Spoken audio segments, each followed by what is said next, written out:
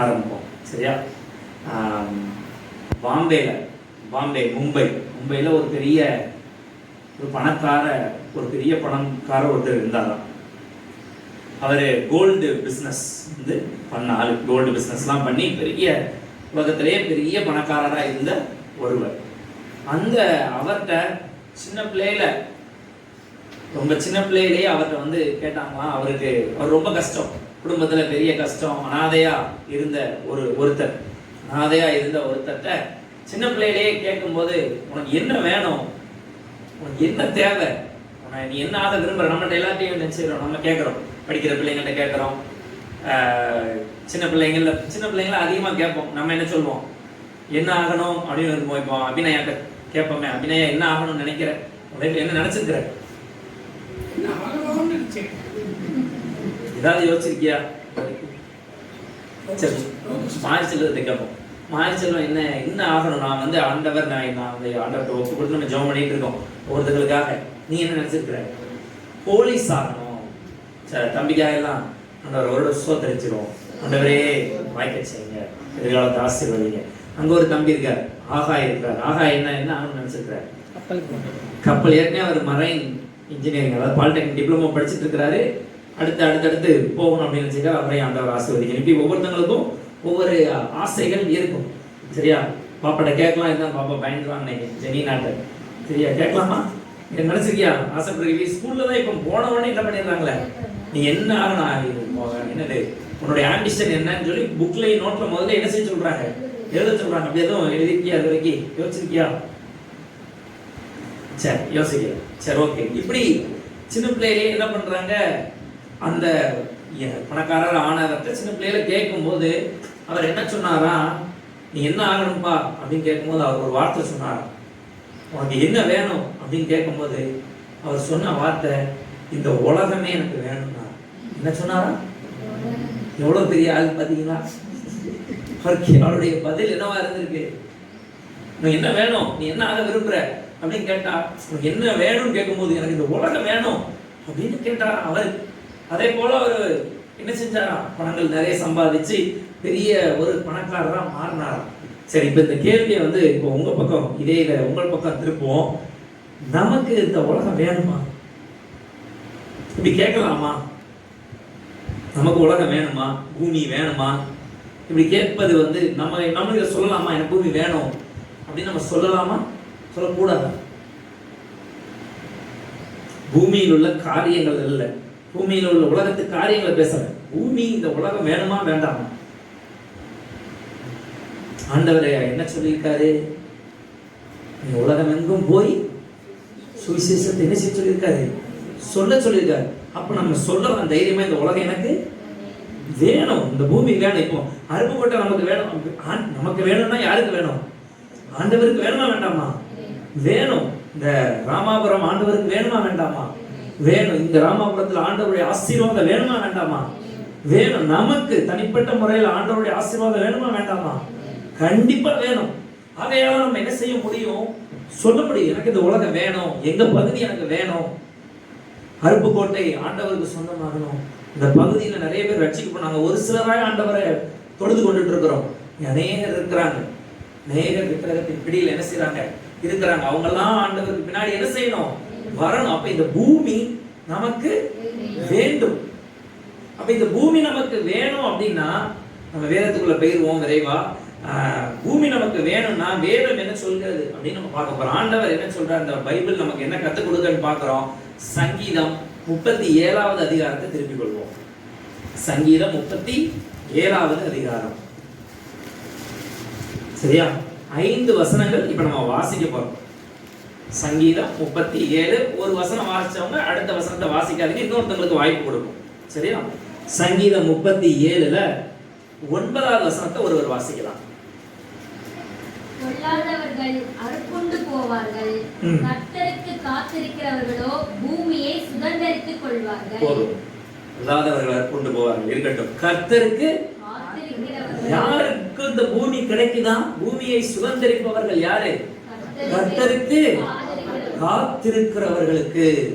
அப்ப ஆண்டவருக்கு காத்திருக்கிறவர்கள், நாமும் காத்திருந்தோமானால் நிச்சயமாக இந்த பூமி நமக்கு சுதந்திரமாக ஆண்டவர் ஆசீர்வாதமாக இந்த பகுதியை, இந்த ஊரை, இன்னும் இந்த பகுதி ஊர் மட்டும் இல்லை, இன்னும் நமக்கான ஆசீர்வாதம் ஆண்டவர் வாக்குத்தத்தம் பண்ணி வைத்திருக்கிற ஆசீர்வாதங்கள் இருக்குல்ல, அதெல்லாம் நமக்கு என்ன செய்யணும்?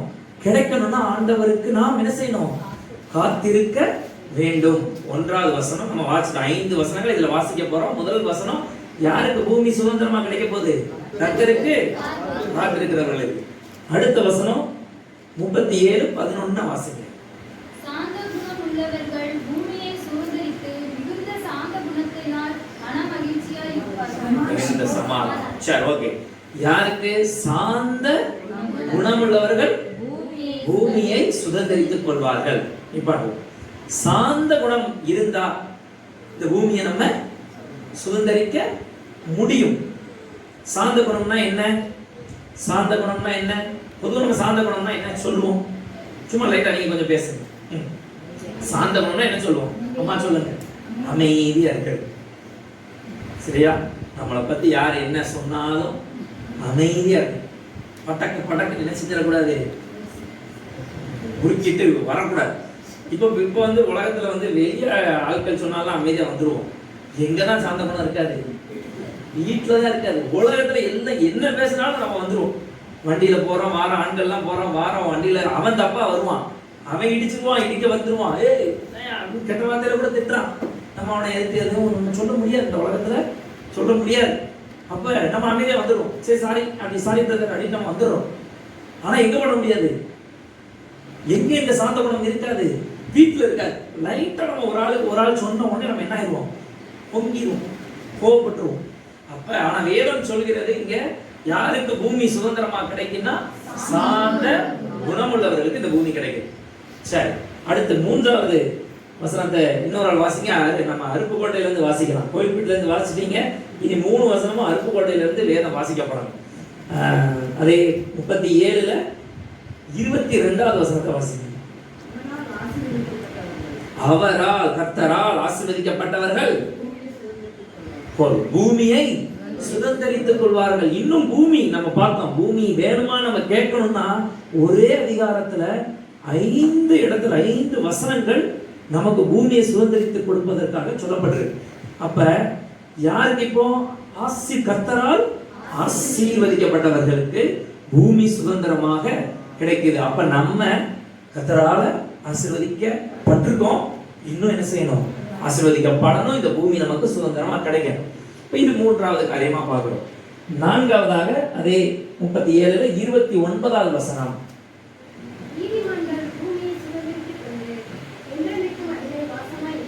சரி, நீதிமான்கள் பூமியை சுதந்தரித்துக் கொண்டு. அடுத்ததாக யாருக்கு இந்த பூமி சுதந்திரமா கிடைக்கி? நீதிமான்களுக்கு. அப்ப நீதிமானாய், உத்தமமாய் நம்ம வாழும் போது நம்முடைய பழைய வாழ்க்கை, பாவ வாழ்க்கையெல்லாம் விட்டுட்டு சில நேரங்கள் ஆண்டவருக்குள்ள வந்ததுக்கு அப்புறமும் கூட சில விஷயங்கள் நம்மளை விட்டு போகாம இருந்ததுன்னா அது எல்லாவற்றையும் விட்டு நீதிமானாய் அவர் சமூகத்தை நாம உண்மையாய் வாழும் போது இந்த பூமி நமக்கு சுதந்திரமாக, நமக்கு ஒரு ஈவாக நமக்கு கிடைக்கிறது. அடுத்த 5வதாக இதே அதிகாரத்துல 34வது வசனத்தை வாசிங்க. காத்திருக்க சொல்லுது. இது நம்ம முதலே பார்த்தோம். ஆனா அதுக்கப்புறம் தான் இதுல விஷயமே இருக்கு. என்னது? அவருடைய வழியை கை கொள்ளுகிறவர்களுக்கு, அவருக்கு காத்திருந்து அவருடைய வழியை கை கொள்ளுகிறவர்களுக்கு இந்த பூமி சுதந்திரமா கொடுப்பதற்கு அவர் நம்மளை என்ன பண்ணுவாராம்? உயர்த்துவார்னு பார்க்கிறோம்.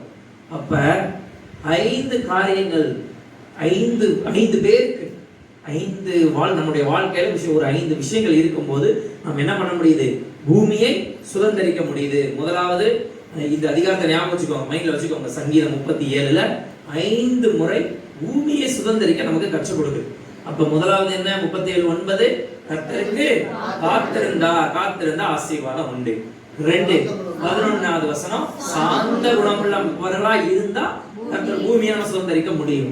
3வது கர்த்தரால் ஆசீர்வதிக்கப்பட்டவர்களாய் நாம இருந்தா பூமியை சுதந்தரிக்க முடியும்.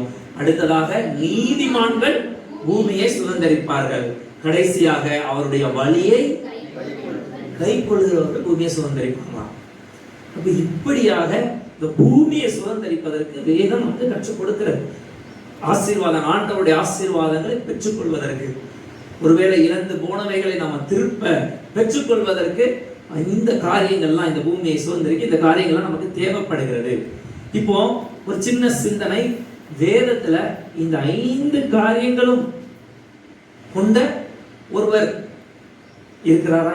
இருக்க முடியுமா? உங்களுக்கு ஏதாவது யோசிக்க முடிஞ்சா சொல்லலாம். நீங்க இந்த 5 காரியங்கள் என்னென்ன காரியங்கள்? ஒண்ணு, இந்த 5 ஞாபகம் வைக்கணும், அதுதான் மெயின்.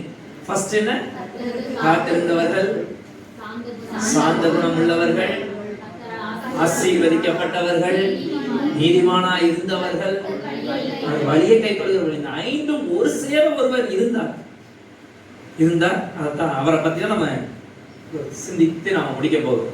அப்ப 5ம் ஒரு சேர ஒருத்தர் இருந்து கர்த்தரால் ஆசீர்வதிக்கப்பட்டவர் தான் நம்ம பார்க்க போறோம். சரியா? யார் அவரு?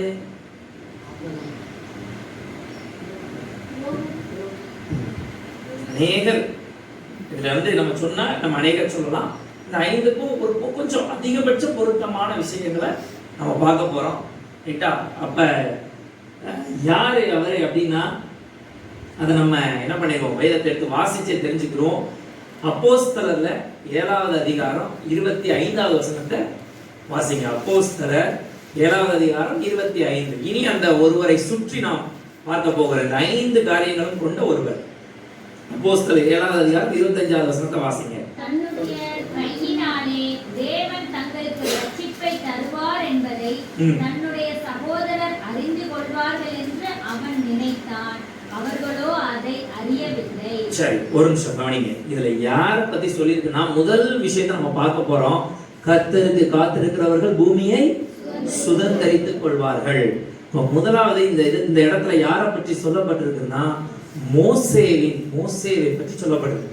மோசே என்ன செய்யறாரு அங்க அவர் யாருன்னு உங்களுக்கு தெரியும். மோசே இஸ்ரவேல் ஜனம். ஆனா என்ன செஞ்சிட்டாரு, எகிப்திய ஒரு பெண் அவங்கள ஒரு ராணி அவங்கள வளர்க்குறாங்க, அவங்களுக்கு இருக்காரு. ஆனா அவர் பாட்டுக்கு ஒரு ராஜாவா தான் வளர்ந்துட்டு இருக்கிறார். ஆனா ஒரு குறிப்பிட்ட நேரத்தில் அவருக்கு ஒரு ஆண்டவருடைய அழைப்பு இருக்கிறதை போல தெரிகிறது. அந்த இடத்துல அவர் என்ன நினைக்கிறாருங்கிறதா இந்த வசனம். இன்னொரு வாசிங்க இந்த வசனத்தை. தன்னுடைய கையினாலே தேவன் தங்களுக்கு ரட்சிப்பை தருவார் என்பதை தன்னுடைய சகோதரர் அறிந்து கொள்வார்கள் என்று அவன் நினைத்தான்.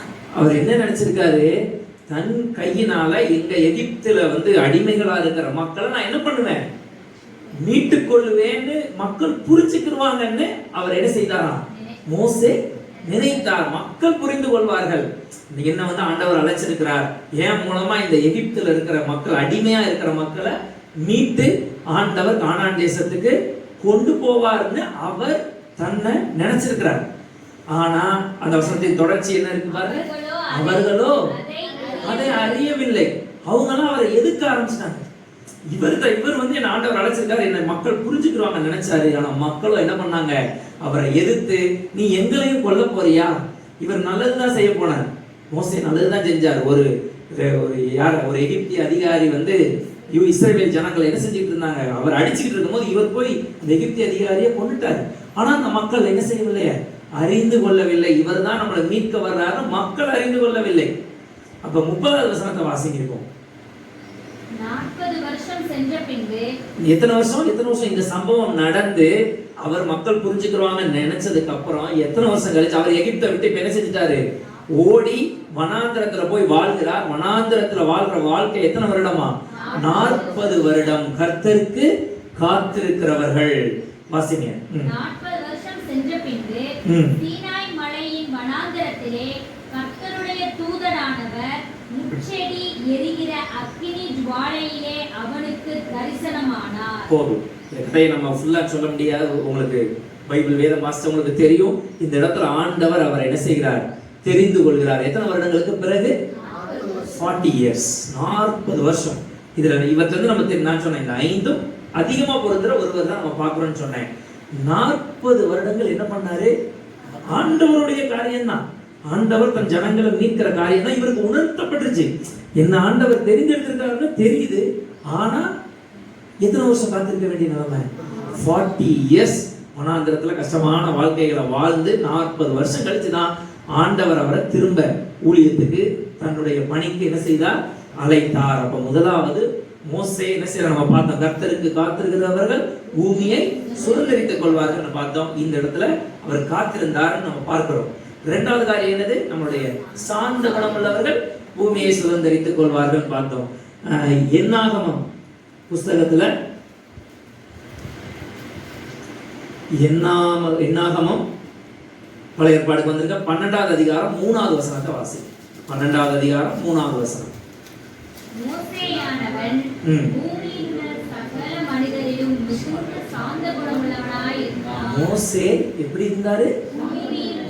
அதை எவ்வளவு பாருங்க, இதை இப்படி ஒரு சாட்சி வந்து நமக்கு கிடைக்குமா?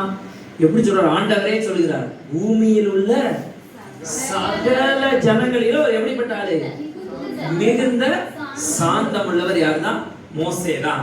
அதுக்கு ஒரு சின்ன உதாரணம், தன் சொந்த குடும்பத்து ஆட்கள் ஆரோனும் மிரியாம், இந்த 12வது அதிகாரத்துல இருக்கு. சொந்த குடும்பம் ஆண்டவர் எவ்வளவோ அற்புதங்களை செஞ்சு கூட்டு வந்துட்டு இருக்காரு. செங்கடலை பிளந்தாரு, மக்களை வழி நடத்துறாரு, மேகஸ்தம்பம் அக்கினி ஸ்தம்பமா வழி நடத்துறாரு, தண்ணி இல்லை நான் தண்ணி கொடுக்காரு, எல்லாம் பண்ற ஆண்டவர். சாப்பாடு இல்லை நான் சாப்பாடு கொடுக்காரு.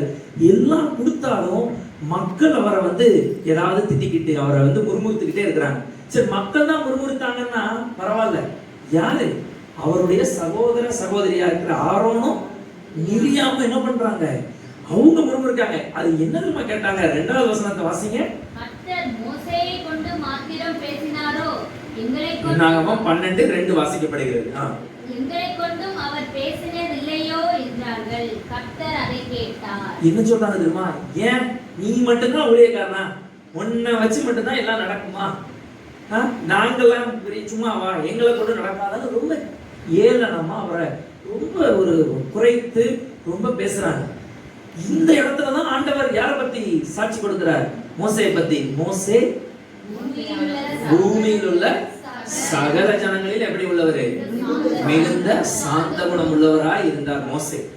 ஏன் இப்படி சொல்லப்படுதுன்னா, அவங்க அக்காவுக்கு ஆண்டவர் என்ன செஞ்சிருவார்? இப்படி பேசுறதுனால, இவரை முறுமுறுத்து பேசுறதுனால கையில வந்து வெண் குஷ்டம் மாதிரி என்ன செஞ்சிடறாரு? ஒரு உடல் ஒரு வியாதி வந்துருச்சு. அவங்களை என்ன செஞ்சிட்டாங்க? 7 நாள் வந்து பாளையத்துக்கு வெளியே தள்ளி வச்சிட்டாங்க. ஆனா இவர் சாந்த குணம் உள்ளவராய் என்ன பண்றாரு பாருங்க. 13வது வசனத்தை வாசிங்க. இதே அதிகாரத்துல 13. அப்பொழுது மோசே கர்த்தரை நோக்கி, என் தேவனே, அவளை குணமாக்கும் என்று கெஞ்சினான். எப்படி ஜெபித்தாராம்? வேண்டிக் கொண்டாருன்னா கூட ஓகே லெவல். அடுத்த லெவல் என்ன வார்த்தை? கெஞ்சினான். ஆண்டவரே, எங்க அக்காவை எங்க என்ன செய்யுங்க, குணமாக. அவர் சொன்னது தப்பு தான் அது. ஆனா நான் எனக்கு அது ஒன்றும் செய்யல. நான் என்ன அதை பாதிக்கல. நான் வந்து கோபப்படலை, எரிச்சப்படலை, எதுவும் சொல்லலை. நீங்க அவளுக்கு சுகந்தாங்க, நீங்க தண்டனை கிடைச்சிருக்கு, ஆனா சுகந்தாங்கன்னு வேண்டிக் கொண்டவர் தான் இந்த மோசே. இதனாலதான் ஆண்டவர் என்ன சொன்னார்? பூமியில் உள்ள சகல ஜனங்களிலும் நீங்க மோசே எப்படிப்பட்டவன் சொல்றாரு? சாந்த குணம் உள்ளவர். அப்ப சாந்த குணம் உள்ளவர் பூமியை சுதந்திரிப்பார்கள் பார்த்தோம். அதுக்கு உதாரணமா மோசேவை நம்ம சொல்றோம். அடுத்ததாக 3வது நம்ம என்ன பார்த்த தலைப்பு? கர்த்தரால் ஆசீர்வதிக்கப்பட்டவர்கள் பூமியை சுதந்திரித்துக் கொள்வார்கள். யாத்ராகம புஸ்தகத்துல 3வது அதிகாரம் 10வது வசனத்தை வாசிப்போம். யாத்ராகமம் 3:10. யாத்ராகமம் 3:10.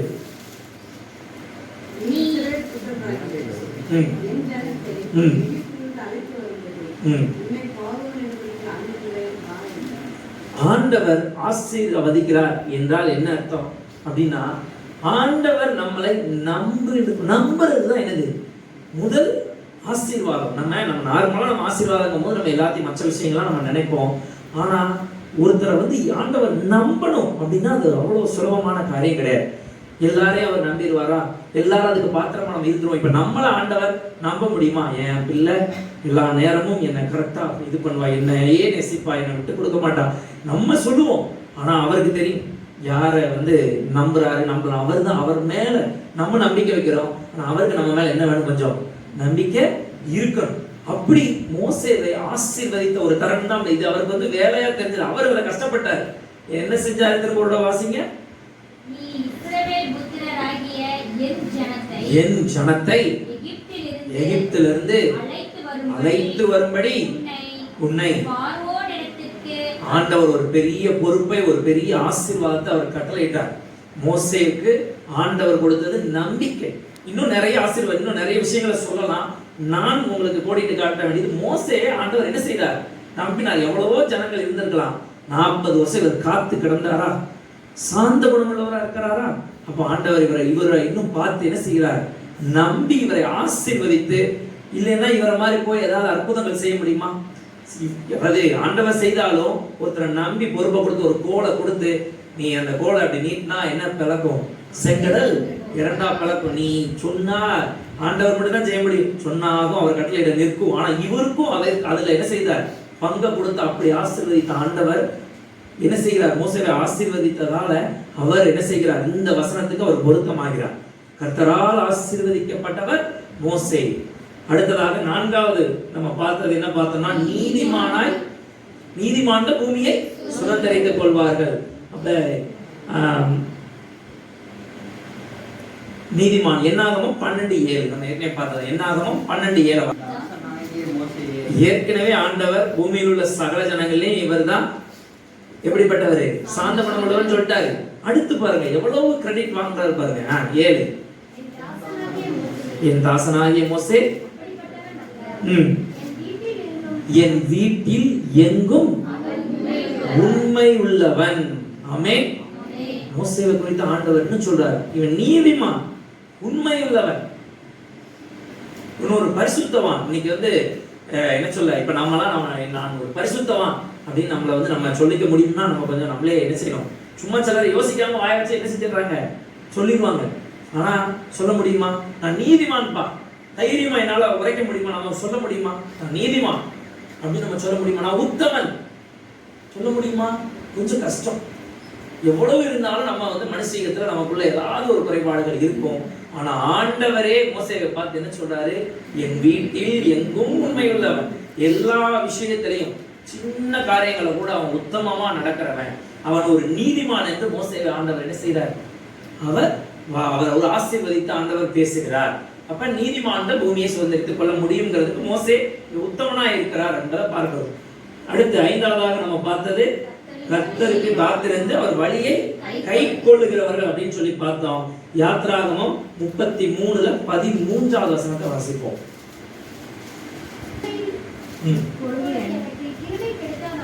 உம்முடைய கண்களில் எனக்கு கிருபை கிடைத்ததானால் நான் உம்மை அறிவதற்கும்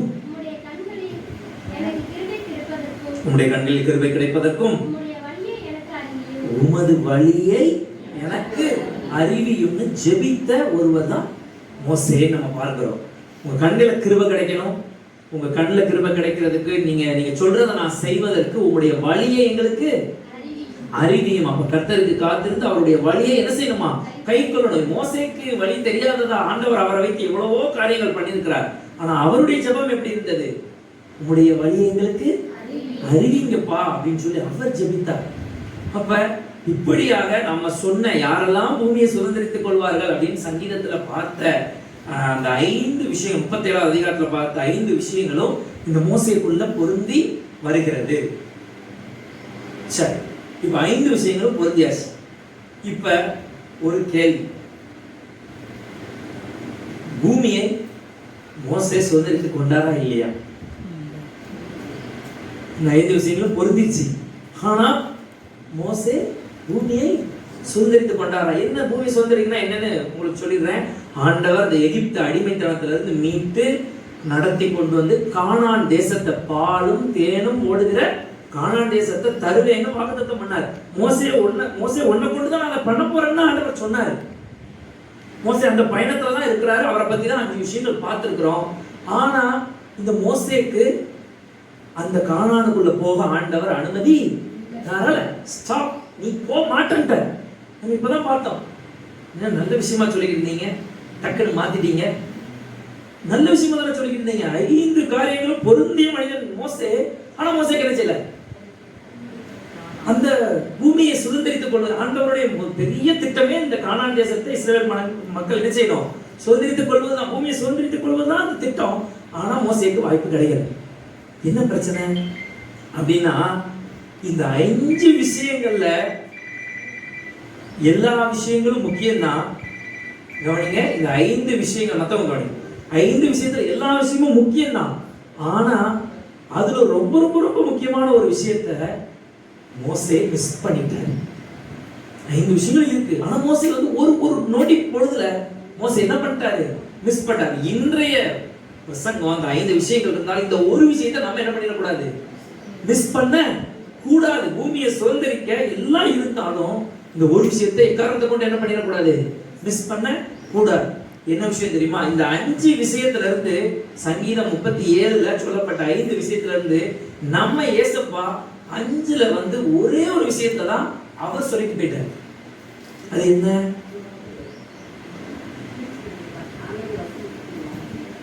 கீழ்ப்படுகிறது. இந்த 5ல ஒன்னை ஏசப்பா சொல்லிட்டு போயிட்டார். என்னன்னா மத்தேயு 5:5 வாசிங்க.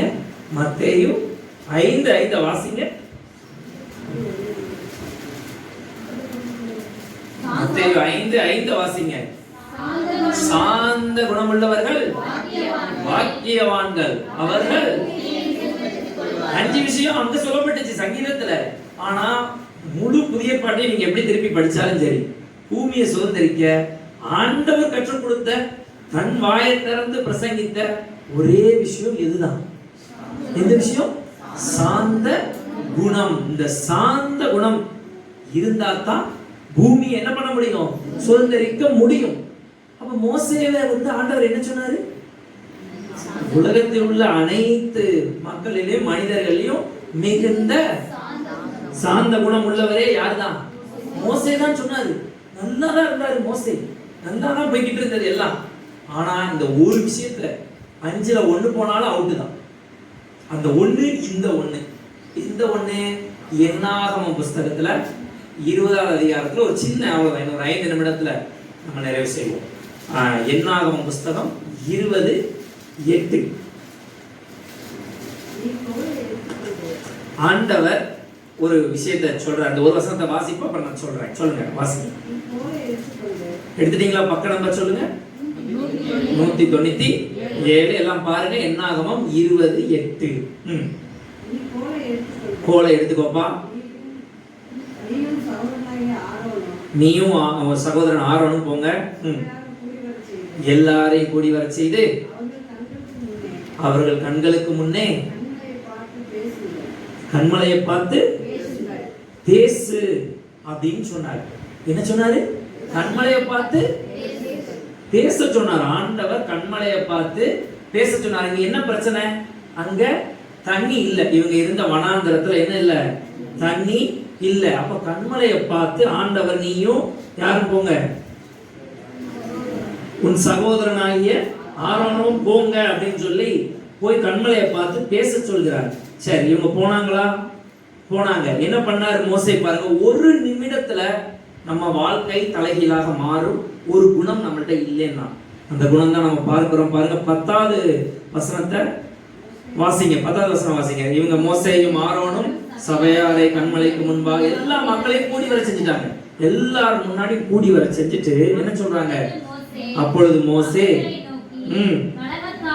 கலகக்காரரே கேளுங்கள், உங்களுக்கு இந்த கண்மலையிலிருந்து நாங்கள் தண்ணீர் புறப்பட பண்ணுவோமோ என்று சொல்லி தன் கையை ஓங்கி கண்மலையை தன் கோலினால் 2 தரம் அடித்தான். ஆண்டவர் என்ன பண்ண சொன்னார்? 8வது வசனத்துல போ, நிதானம். மக்கள் டென்ஷன் பண்றாங்க, உண்மைதான். மக்கள் எப்பவுமே டென்ஷன் தான் பண்ணுவாங்க. வீட்டுல பிரச்சனை இருக்கும், டென்ஷன் இருக்கும். பாஸ்டர் சொன்ன மாதிரி ஒரு சின்ன விஷயம் நமக்கு நடந்துருச்சுன்னா சமாதான குலைச்சலாயிரும், பரபரன்னு ஆயிரும். நல்லா தானே இருந்த, இப்ப என்ன ஆயிட்ட? கை கால் உதறுது, டென்ஷன் ஆகுது, கோவப்படுறோம். நம்ம டக்கு டக்கு டக்கு கோவப்படுறோம். இங்க ஆண்டவர் நிதானமா போய் 2 பேரும் போங்க, மக்கள் எல்லாரும் என்ன பண்ண சொல்லுங்க, கூடி வர சொல்லி கண்களுக்கு முன்பாக அந்த கண்மலைகிட்ட போய் நீ பேசினா போதும் தண்ணி என்ன செய்யும்? வரும் சொன்னாரு. ஆனா இருந்த பிரஷர் தாங்க முடியாம, டென்ஷன் தாங்க முடியாம, ஏன்னா மக்கள் அவ்வளோ இவரை போட்டு பாடா படுத்துறது தாங்க முடியாம. நான் சொன்னேன், மக்கள் தான் பாடாப்படுத்துறாங்கன்னு பார்த்தா யாரே பாடாப்படுத்துறாங்க? குடும்பத்தாரே, சகோதரர்களே, குடும்பமே பாடாப்படுத்துது. இவ்வளவு டென்ஷன்ல ஒரு நொடியில ஆண்டவர் சொன்ன அந்த வார்த்தையை இவர் மீறுகிறார். ஆண்டவர் சொன்னாரு, இவனை போல உலகத்துல சாந்த குணம் உள்ளவன் இல்லைன்னு சொன்னாரு. ஆனா ஒரு நொடி பொழுதுல அவர் அதை மீறி என்ன பண்ணிட்டாருன்னா கோவத்துல போய் அடிச்சு 2 தடவை அந்த கண்மலையை பார்த்து அடிச்சாரு. அடிக்கும் போது கூட வேற சில நேரங்கள்ல சில செயல் செய்யும் போது செயல் செஞ்சா கூட ஒரு வேலை தப்புன்னு வச்சுக்கோங்களேன். இதுல நம்ம வாயை வேற வச்சு என்ன செஞ்சிடக்கூடாது? பதட்டத்துல நமக்கு சாந்த குணத்தை வச்சு வாயை வச்சு இழுத்துடக்கூடாது. புரியுதா? நாவு எப்படிப்பட்டது? வேதம் சொல்கிறது நெருப்பு. நாவு நெருப்பு. அநீதி நிறைந்த உலகம். நம்மள காயப்படுத்துறாங்க, கஷ்டப்படுத்துறாங்க, உண்மைதான். அழ வைக்கிறாங்க, வேதனைப்படுத்துறாங்க, உண்மைதான். ஆனால் நாம ஆண்டவருடைய வார்த்தையை மீறிடக்கூடாது. குறிப்பா எந்த குணத்தை இழந்துடக்கூடாது? சாந்த குணத்தை இழந்து விடக்கூடாது. இவர் போய் என்ன பண்றாரு? வெறும் அடிக்க மட்டும் செய்யாம ஒரு வார்த்தை வேற பேசுறாரு. என்னது? நான் ஆண்டவர் சொன்னது நீ போய் பேசினா தருவேன். இவர் என்ன வார்த்தை பயன்படுத்துறாரு மக்கள் மேல இருந்த கோபத்துல? நான் அந்த வசனத்தை வாசி, நாங்கள் அதுக்கப்புறம் நாங்கள் உங்களுக்கு தண்ணீரை புறப்பட பண்ணுவோம், நான் தண்ணிய உங்களுக்கு கொடுத்துருவோமோ அப்படின்னு ஒரு ஆண்டவர் சொன்னதை நான் கொஞ்சம் என்ன சொல்ல, இந்த இடத்துல ஒரு வேதத்துல ஆராய்ச்சியாளர்கள்லாம் சொல்றாங்க, அந்த பர்டிகுலர் நிமிஷத்துல ஒரு செகண்ட்ல கொஞ்சம் ஆண்டவரை விட்டு விசுவாசத்திலையும் கொஞ்சம் என்ன ஆயிட்டாரு அவரு. எரிச்ச கோபத்தை நம்ம சொன்னா அப்படிதான் மனசுல நம்ம ஒண்ணு நினைக்க மாட்டோம் யாரையும், ஆனா வாய் என்ன செஞ்சிடும்? முந்தி படக்குன்னு வெளியே வந்துடும். இங்க பேசுறதுக்கு முன்னாடி என்ன செய்யணும்? யோசிக்கணும். ஒரு முறை சொல்லுங்க, ஒரு முறை பேசும்போது இருமுறை யோசிக்கணும். நம்ம வாய் பிரதியுத்திரம் வந்து மெதுவா இருக்கணும். வாய் பிரதியுத்திரம் மெதுவா இருந்தா அது சண்டைகளை மூடுன்னு சொல்லி வேதத்துல சொல்லு. இப்போ மெதுவான பிரதியுத்திரம் சண்டைகளை மூடுன்னு பாக்குறோம். அப்ப மெதுவா சொல்லு. எதையுமே ஒரு விஷயத்த சொன்னா கூட எப்படி சொல்லணும்? ஸ்மூத்தா மெதுவா சொன்னா அது கோபத்தை ஏற்படுத்தாது. சத்தமா இதா பேசும்போது கோபத்தை ஏற்படுது. இந்த இடத்துல வாயை வச்சு அவர் என்ன செஞ்சிட்டாரு? நாங்க உங்களுக்கு தண்ணியை தர முடியுமா? கோபத்தோடு அடித்து தன்னுடைய சாந்த குணத்தை ஒரு நொடியில் இழந்ததால 12வது வசனம் ஆண்டவர் என்ன செஞ்சிடறாரு? அவருக்கு சுதந்திரிக்க கொடுத்த சொன்னதை வாக்குத்தத்தம் பண்ணதையே ஆண்டவர் ஒரு நிமிஷத்துல மாத்திடுறாரு. பாருங்க 12வது வசனத்தை மட்டும் வாசிங்க. பின்பு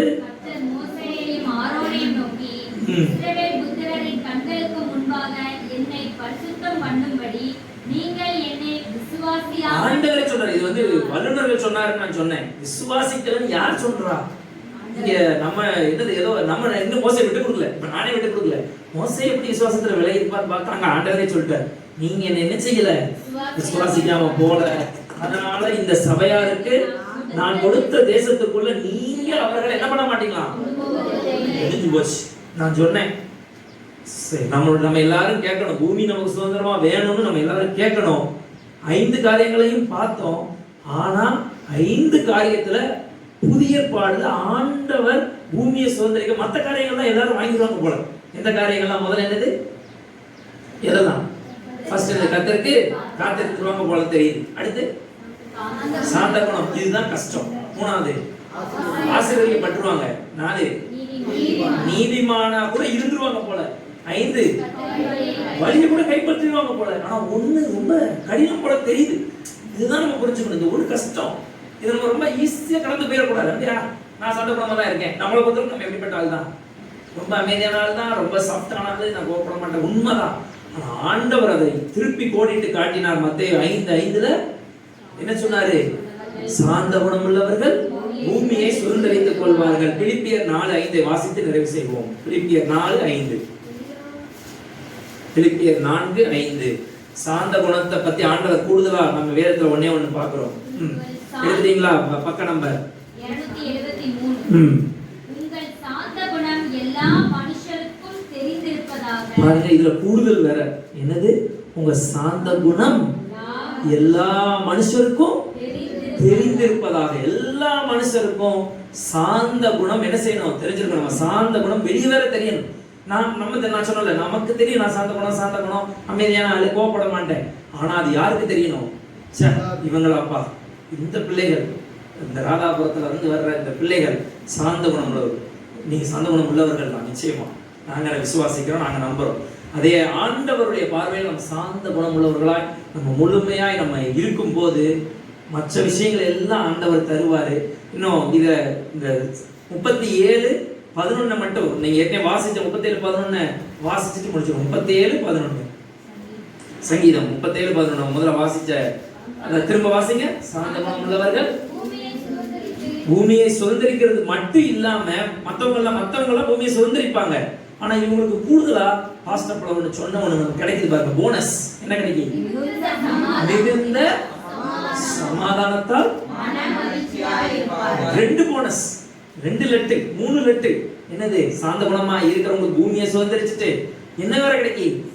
சமாதானம் கிடைக்கி. அதே பெரிய விஷயம். இன்னைக்கு இல்லாத ஒண்ணு பெரிய கஷ்டம், சமாதானம். அது கிடைச்சாலே பெரிய விஷயம். அடுத்ததான் என்ன வேற கிடைக்குது? மன மகிழ்ச்சி. போதும்ல, இதான நமக்கு வேணும். இதுக்காக தான் நம்ம என்ன செய்யறோம்? இந்த பூமியை பொறுத்த அளவுக்கு ஆண்டவர் நமக்கு தர்ற சமாதானம், மன மகிழ்ச்சியோடு இருந்து நம்ம அவருடைய காரியங்கள் எல்லாம் பின்பற்றும் போது, கை கொள்ளும் போது ஆண்டவர் நமக்கு என்ன செய்கிறார்? பூமியை சுதந்திரித்துக் கொள்ள வகையில நம்மை உயர்த்துகிறார். அல்லேலூயா, அல்லேலூயா. கர்த்ததாமே நம்ம ஜெபித்தபடி, வேண்டியபடி, விருப்பப்பட்டபடி பூமியை சுதந்திரித்துக் கொள்ள, இந்த பகுதியை சுதந்திரித்துக் கொள்ள கர்த்தர் கிருபை செய்வாராக. ஆமென். அல்லேலூயா.